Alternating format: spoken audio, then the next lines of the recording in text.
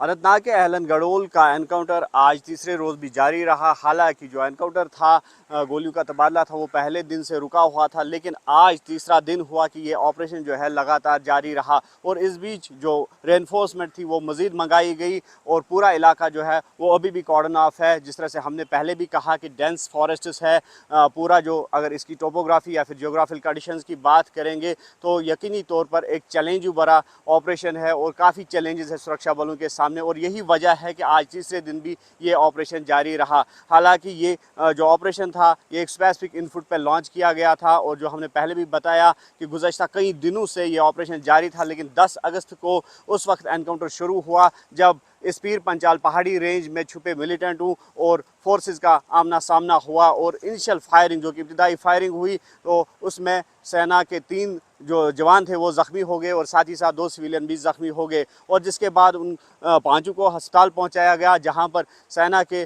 2 जवान ज़ख्मों की ताब न लाकर दम तोड़ बैठे और साथ ही साथ एक सिविलियन की जान भी चली गई। और जिस तरह से हमने पहले भी कहा कि एक सिविलियन और सेना का एक जो कर्मी है उनका इलाज चल रहा है आर्मी के बेस हॉस्पिटल में। लेकिन इस बीच हम आपको बता दें कि आज मज़ीद इंटेंसिफाई किया गया इस ऑपरेशन को। और आज जो जिस तरह से हमने देखा कि चॉपर्स की खदमात जो है वो भी तलब की गई और चॉपर सर्विसेज हमने देखे कि जो ये पूरा इलाका था, चॉपर्स हमने दिन भर गश्त करते हमें दिखे। और इसके अलावा ड्रोन कैमरा, जो सर्वेलेंस कैमराज है, वो भी वहाँ पर फिट किए गए हैं। स्निफर डॉग्स की खदमात भी तलब की गई है। और यही वजह है कि इस ऑपरेशन को जल्द से जल्द जो है निपटाने की कोशिश की जा रही है, उसको अंजाम तक पहुँचाने की कोशिश की जा रही है। लेकिन जिस तरह से पुलिस का हम लगातार हवाला दे रहे हैं, आईजीपी कश्मीर ने जिस तरह से कहा कि जो टोपोग्राफी है इलाके की, जैसे जिस तरह से पहले भी हमने कहा कि सतह समंदर से यानी कि सी लेवल से ऊंचाई पर है, ये 10,000 फीट लगभग ऊंचाई पर है ये जगह जहां पर मिलिटेंटों ने पनाह ले रखी है। और इसका बखूबी अंदाज़ा लगाया जा सकता है कि किस तरह के चैलेंजेस सिक्योरिटी फोर्सेस के सामने हैं।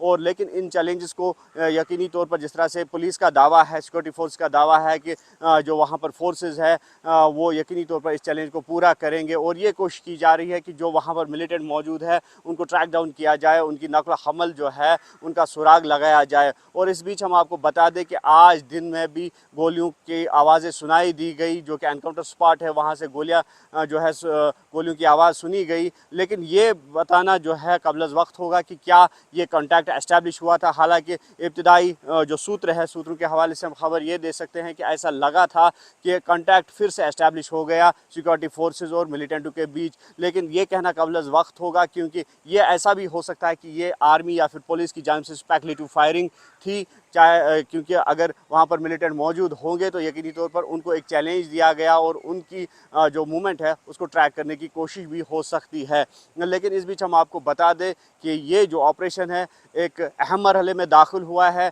और अब यही कोशिश है सिक्योरिटी फोर्सेस की कि जल्द से जल्द सक्सेसफुल तौर पर इस ऑपरेशन को अंजाम दिया जाए, इसको कंक्लूड किया जाए। लेकिन जिस तरह की कंडीशंस बनी हुई है, जिस तरह की लगातार न्यूज़ 18 की इस एनकाउंटर पर नज़र है, तो उससे यही लगता है कि मज़ीद वक्त दरकार होगा, इस ऑपरेशन में मज़ीद वक्त लग सकता है ताकि जो ये ऑपरेशन है ये सक्सेसफुल हो जाए फोर्सेस के लिए। और जिस तरह से हमने कहा कि पहले ही जानी नुकसान उठाना पड़ा है फोर्सेस को। और 2023 की अगर हम बात करेंगे, इसी इलाके में एक बड़ा एनकाउंटर हुआ था जो 7 दिन तक चला और उसमें भी काफ़ी नुकसान उठाना पड़ा था पुलिस को और आर्मी को। हालांकि उसमें 2 मिलिटेंट भी मारे गए थे, लेकिन अभी तक इस ऑपरेशन में ये पता नहीं चल पाया है कि कितने मिलिटेंट हो सकते हैं मौजूद अंदर और क्या उन मिलिटेंटों में से कोई मारा गया या फिर वो ज़िंदा है। ये अभी कुछ भी कहना कबल वक्त होगा, क्योंकि अभी इस हवाले से ना ही आर्मी की तरफ से कोई स्टेटमेंट आई है और ना ही पुलिस की जानिब से स्टेटमेंट आई है। लेकिन इस बात की ज़रूर तस्दीक की है कल आईजीपी कश्मीर ने कि जो ये ग्रुप है उनको इनपुट मिला था कि ये इन्फिल्ट्रेट हो चुका है चिनाब रीजन से या फिर पुंछ राजौरी डिवीजन से पीर पंचाल पहाड़ियों के थ्रू। अब ये कोशिश हो रही थी कि ये कश्मीर पहुँचे और कश्मीर में अपनी जो गतिविधियाँ हैं जो ये मिलिटेंट एक्टिव होना चाहते थे, सरगर्म होना चाहते थे, लेकिन इसकी बनक जो इसका इनपुट जो था वो सिक्योरिटी फोर्सेस को लगा, पुलिस को लगा। तो उसके बाद लगातार इस एरिया को कॉर्डन में लिया गया और लगातार तलाशी कार्रवाई अंजाम दी गई, लगातार ऑपरेशन चलाया गया और वो ऑपरेशन अब भी जारी है। और इसी ऑपरेशन के बीच जिस तरह से हमने कहा कि 10 अगस्त को मिलिटेंटों और सिक्योरिटी फोर्स के बीच बीच फायरिंग हुई थी जो काफ़ी देर तक चली, लेकिन उसके बाद कल दिन भर गोलियों का तबादला नहीं हुआ, गोलियों की आवाज़ें सुनाई नहीं दी गई। लेकिन आज दिन की हम बात करेंगे, आज दिन में गोलियों की आवाज़ें सुनी गई और ये लगा था कि शायद फिर से एनकाउंटर शुरू हुआ है, शायद फिर से कॉन्टैक्ट एस्टैब्लिश हुआ है। लेकिन कुछ भी कहना काबिल वक्त होगा और कुछ भी नहीं कहा जा सकता जब तक कि जो आर्मी है या पुलिस है उनकी तरफ से कोई इस बारे में स्टेटमेंट सामने ना आए। लेकिन ऐसा भी हो सकता है कि ये कोई स्पेकुलेटिव फायरिंग हो, ये भी हो सकता है।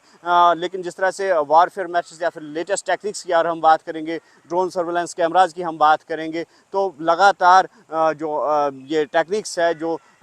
हाईटेक इक्विपमेंट्स है, उनकी खिदमत तलब की जा रही है, उनका यूज़ किया जा रहा है, उनका इस्तेमाल किया जा रहा है और कोशिश ये की जा रही है कि जल्द से जल्द उन मिलिटेंटों को अंजाम तक पहुंचाया जाए, उनको ट्रैक डाउन किया जाए, उनकी मूवमेंट को फिर से उसका सुराग लगाया जाए जिन्होंने उस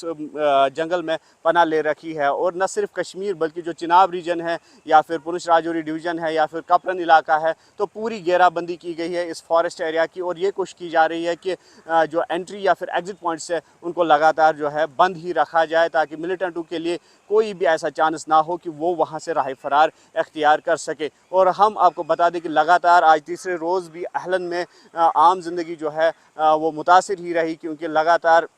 अहलन का जो एरिया है वो अंडर कॉर्डन है और सिविलियन मूवमेंट को रेस्ट्रिक्ट बना दिया गया है। और उसका यही मकसद है कि जो सिविलियन जाने हैं उनका तहफ़्फ़ुज़ यकीनी बनाया जा सके और जो जान माल है उसकी सेफ्टी सिविलियन लोगों की, तो उसको भी मद्देनज़र रखा गया है और वेहिकुलर ट्रैफिक जो है उसकी मूवमेंट भी सस्पेंड रखी गई है। अब देखना ये होगा कि ये ऑपरेशन कब तक चलेगा। हालांकि जिस तरह से ऐसा लग रहा है, ऐसा अनुमान हम लगा सकते हैं कि कल दिन भी ये ऑपरेशन जारी रहेगा, क्योंकि आज अभी शाम होने को आई है लेकिन ये ऑपरेशन आज दिन भर जारी रहा। और जिस तरह से अब रात के दौरान जो SOPs होते हैं सिक्योरिटी फोर्सेस के, वो चेंज हो जाते हैं और उन्हीं SOPs के तहत अब रात का ऑपरेशन शुरू किया जाएगा और सुबह देखा जाएगा कि इस ऑपरेशन में सिक्योरिटी फोर्सेस को कितनी कामयाबी हासिल हो चुकी है। न्यूज़ 18 के लिए अनंतनाग से मुदस्सिर कादरी।